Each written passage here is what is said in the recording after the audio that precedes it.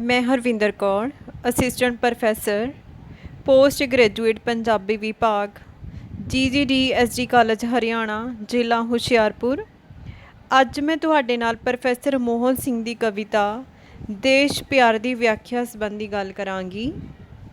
ਇਸ ਕਵਿਤਾ ਨੂੰ BCA semester ਤੀਸਰੇ ਦੀ ਲਾਜ਼ਮੀ ਪੰਜਾਬੀ ਦੇ ਸਿਲੇਬਸ ਵਿੱਚ ਸ਼ਾਮਿਲ ਕੀਤਾ ਗਿਆ ਹੈ।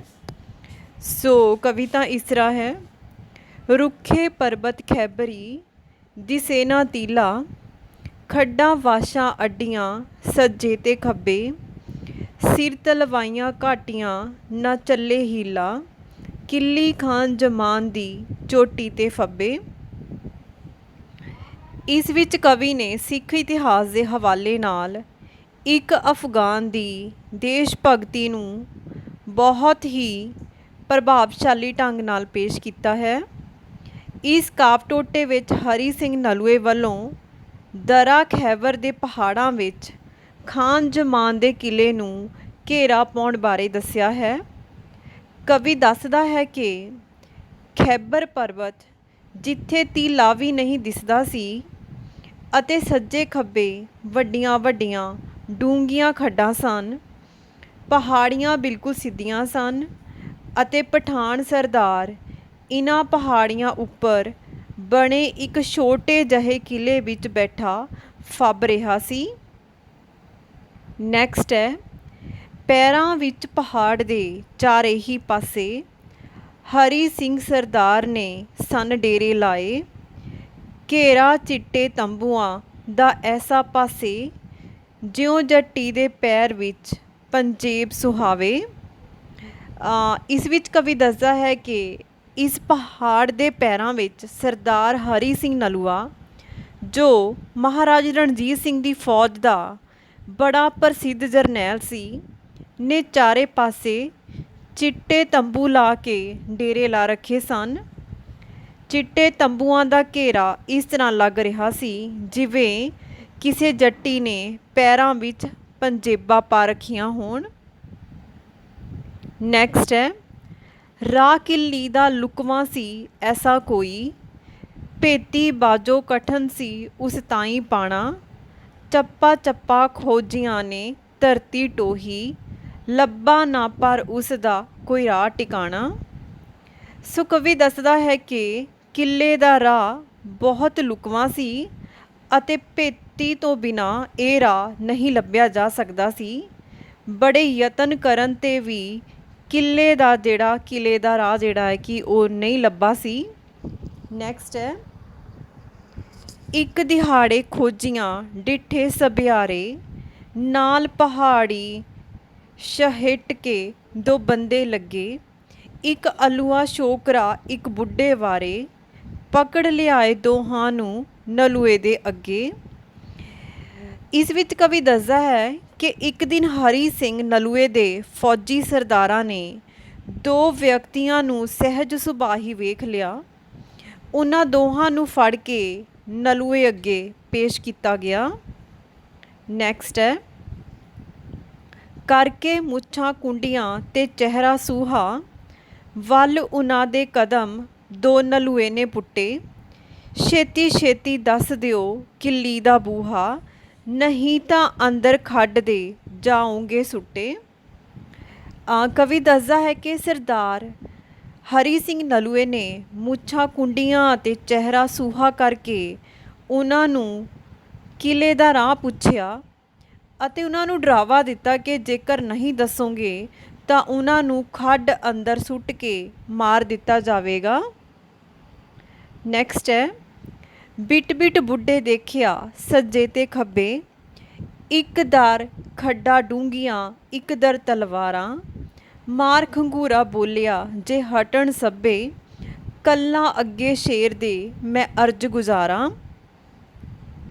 कवि दसदा है कि जदों हरी सिंह नलूए की चेतावनी सुनन उपरंत दो व्यक्तियों विचों जिहड़ा बुढ़ा सी उसने नलूए नूं बेनती की कि जेकर सारे दूर हट जाण तां ओह उसनूं इकल्लियां नूं कुछ दस सकदा है। इस दौरान बुढ़ा बिट बिट तक रहा सी ਤੇ ਇੱਕ ਪਾਸੇ ਖੱਡਾਂ ਸਨ ਤੇ ਦੂਜੇ ਪਾਸੇ ਤਲਵਾਰਾਂ। ਨੈਕਸਟ ਹੈ, ਕਰਕੇ ਅੱਖਾਂ ਨਿੱਕੀਆਂ ਤੇ ਆਵਾਜ਼ ਛੁਟੇਰੀ, ਹੌਲੀ ਹੌਲੀ ਆਖਿਆ ਫਿਰ ਬੁੱਢੇ ਬਾਵੇ, ਰਾਹ ਕਿੱਲੀ ਦਾ ਦੱਸਣਾ ਮੈਂ ਲੱਖਾਂ ਵੇਰੀ, ਖੌਫ ਆਪਣੇ ਪੁੱਤ ਦਾ ਪਰ ਮੈਨੂੰ ਖਾਵੇ। ਸੋ ਕਵੀ ਆਖਦਾ ਹੈ ਕਿ ਬੁੱਢੇ ਨੇ ਅੱਖਾਂ ਨਿੱਕੀਆਂ ਕਰਕੇ ਅਤੇ ਆਵਾਜ਼ ਨੀਵੀਂ ਕਰਕੇ ਹਰੀ ਸਿੰਘ ਨਲੂਏ ਨੂੰ ਕਿਹਾ ਕਿ ਉਹ ਕਿਲੇ ਦਾ ਰਾਹ ਦੱਸ ਦਿੰਦਾ ਹੈ, ਪਰ ਉਸ ਨੂੰ ਆਪਣੇ ਪੁੱਤਰ ਦਾ ਡਰ ਖਾਈ ਜਾ ਰਿਹਾ ਹੈ। ਨੈਕਸਟ ਹੈ, ਬੀਬੀ ਦਾੜੀ ਰੱਖ ਕੇ ਮੈਂ ਕਿੱਦਾਂ ਵੇਚਾਂ, ਪੁੱਤਰ ਸਾਵੇਂ ਇੱਜ਼ਤਾਂ ਸਿੰਘਾ ਸਰਦਾਰਾ, ਸੁੱਟ ਦਿਓ ਜੇ ਉਸ ਨੂੰ ਦੰਦੀ ਤੋਂ ਹੇਠਾਂ, ਰਾਹ ਕਿੱਲੀ ਦਾ ਖੋਲ੍ਹ ਕੇ ਮੈਂ ਦੱਸਾਂ ਸਾਰਾ। ਸੋ ਕਵੀ ਦੱਸਦਾ ਹੈ ਕਿ ਉਸ ਬੁੱਢੇ ਨੇ ਹਰੀ ਸਿੰਘ ਨਲੂਏ ਅੱਗੇ ਬੇਨਤੀ ਕੀਤੀ ਕਿ ਉਹ ਬੁੱਢੀ ਦਾੜੀ ਰੱਖ ਕੇ ਪੁੱਤਰ ਸਾਹਮਣੇ ਕਿਸ ਤਰ੍ਹਾਂ ਵੇਚੇ, ਉਸ ਦੀ ਵੀ ਕੋਈ ਇੱਜ਼ਤ ਹੈ। ਬੁੱਢੇ ਨੇ ਕਿਹਾ ਕਿ ਉਸ ਦੇ ਪੁੱਤ ਨੂੰ ਖੱਡ ਵਿੱਚ ਸੁੱਟ ਦਿੱਤਾ ਜਾਵੇ ਅਤੇ ਬਾਅਦ ਵਿੱਚ ਉਹ ਕਿਲੇ ਦਾ ਰਾਹ ਦੱਸ ਦੇਵੇਗਾ। ਨੈਕਸਟ ਹੈ, ਚਾਹਿਆ ਇੱਕ ਜਵਾਨ ਨੇ ਮੁੰਡੇ ਨੂੰ ਸੁੱਕਾ, ਵਿੱਚ ਪਤਾਲੀ ਖੱਡ ਦੇ ਸਿਰ ਪਰਨੇ ਵਾਹਿਆ, ਹੋਇਆ ਨੱਡਾ ਟਹਿੰਦਿਆਂ ਹੀ ਤੁੱਕਾ ਤੁੱਕਾ, ਵੱਟ ਕੇ ਮੁੱਛਾਂ ਬੁੱਢੜੇ ਲਲਕਾਰਾ ਲਾਇਆ। ਕਵੀ ਦੱਸਦਾ ਹੈ ਕਿ ਬੁੱਢੇ ਦੇ ਕਹਿਣ ਉੱਤੇ ਇੱਕ ਜਵਾਨ ਸਿਪਾਹੀ ਨੇ ਮੁੰਡੇ ਨੂੰ ਚੁੱਕ ਕੇ ਖੱਡ ਵਿੱਚ ਸੁੱਟ ਦਿੱਤਾ। ਮੁੰਡਾ ਡਿੱਗਦਿਆਂ ਹੀ ਬੋਟੀ ਬੋਟੀ ਹੋ ਗਿਆ। ਮੁੰਡੇ ਦੇ ਮਰਨ ਦੀ ਦੇਰ ਸੀ ਕਿ ਬੁੱਢੇ ਨੇ ਮੁੱਛਾਂ ਵੱਟ ਕੇ ਲਲਕਾਰਾ ਮਾਰਿਆ। ਨੈਕਸਟ ਹੈ, ਨਹੀਂ ਸੀ ਤੈਨੂੰ ਦੱਸਿਆ ਪਹਿਲਾਂ ਸਰਦਾਰਾ, ਆਪਣੇ ਨਿੱਕੇ ਪੁੱਤ ਦਾ ਡਰ ਮੈਨੂੰ ਖਾਵੇ, ਮਤਾ ਅਲੂਆ ਸ਼ੋਕਰਾ ਤੱਕ ਲਸ਼ਕਰ ਭਾਰਾ, ਆਪਣੀ ਅਣਖੀ ਕੌਮ ਨੂੰ ਨਾ ਵੱਟਾ ਲਾਵੇ। ਸੋ ਕਵੀ ਦੱਸਦਾ ਹੈ ਕਿ ਬੁੱਢਾ ਹਰੀ ਸਿੰਘ ਨਲੂਏ ਨੂੰ ਆਖਦਾ ਹੈ ਕਿ ਸਰਦਾਰਾ ਤੈਨੂੰ ਪਹਿਲਾਂ ਨਹੀਂ ਦੱਸਿਆ ਕਿ ਮੈਨੂੰ ਮੇਰੇ ਪੁੱਤ ਦਾ ਡਰ ਹੈ ਕਿ ਮਤਾ ਉਹ ਮਾਸੂਮ ਬੱਚਾ ਵੱਡੀ ਫੌਜ ਦੇਖ ਕੇ ਭਾਵ ਡਰ ਕੇ ਕਿਤੇ ਕਿਲੇ ਦਾ ਰਾਹ ਨਾ ਦੱਸ ਦੇਵੇ ਅਤੇ ਆਪਣੀ ਕੌਮ ਦਾ ਨਾਂ ਬਦਨਾਮ ਨਾ ਕਰ ਦੇਵੇ। ਨੈਕਸਟ ਹੈ, ਨਾ ਹੁਣ ਖੱਡਾਂ ਪਹੁੰਦੀਆਂ ਨਾ ਧਮਕੀ ਕਾਹੀ, ਨਾ ਤਲਵਾਰਾਂ ਨੰਗੀਆਂ ਨਾ ਚਿਹਰਾ ਸੂਹਾ, ਹਿੱਕ ਬੁੱਢੇ ਦੀ ਚੀਰ ਕੇ ਤੇਰੀ ਸਰਵਾਹੀ, ਲੱਭੇਗੀ ਹੁਣ ਸੋਹਣਿਆਂ ਕਿੱਲੀ ਦਾ ਬੂਹਾ। ਇਹਨਾਂ ਕਾਵਿ ਪੰਕਤੀਆਂ ਵਿੱਚ ਬੁੱਢਾ ਪਠਾਨ ਹਰੀ ਸਿੰਘ ਨਲੂਏ ਨੂੰ ਉਸ ਵੱਲੋਂ ਪੁੱਛੇ ਗਏ ਕਿਲੇ ਦਾ ਰਾਹ ਦੱਸਣ ਤੋਂ ਬੜੀ ਦਲੇਰੀ ਨਾਲ ਇਨਕਾਰ ਕਰਦਾ ਹੈ।